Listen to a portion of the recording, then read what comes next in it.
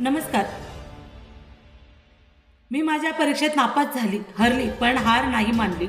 आता तयारी करून परत मैदानात उतरणार. नवनीत राणा. मुलांच्या भविष्यासाठी मी आज पहिल्यांदा बाहेर पडली आणि भाषण करते.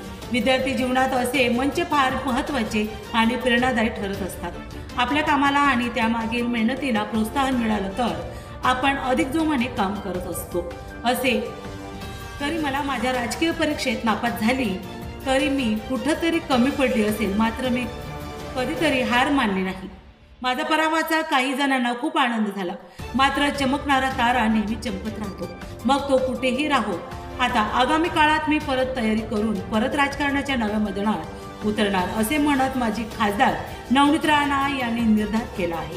अमरावती येथे युवा स्वाभिमान पार्टीद्वारा आयोजित 10वी आणि 12वीच्या विद्यार्थ्यांचा गुणगौरव सोहळ्यात त्या यावेळेस बोलत होत्या. आधी नवनीत राणा हरलं, आता रवी राणाला हरवू असे काही लोक म्हणतात, पण जनतेचा आशीर्वाद आमच्या पाठीशी आहे.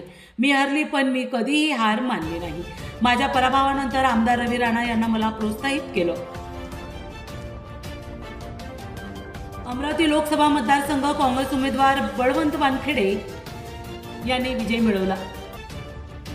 राणा यांना पराभवाचा सामना करावा लागला.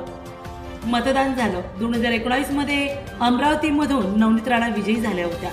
अपक्ष म्हणून निवडणूक लढवत त्यांनी शिवसेनेच्या आनंदराव अडसूळ यांचा 36,951 मतांनी पराभव केला होता. नवनीत राणा यांना 51,947 मते मिळाली, तर आनंद अडसूळ यांना 4,73,996 मते मिळाली.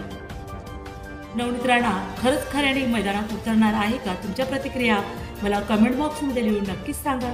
पुन्हा भेटूया अशाच नवीन न्यूज बरोबर. तोपर्यंत अपडेट राहा, सक्रिय राहा.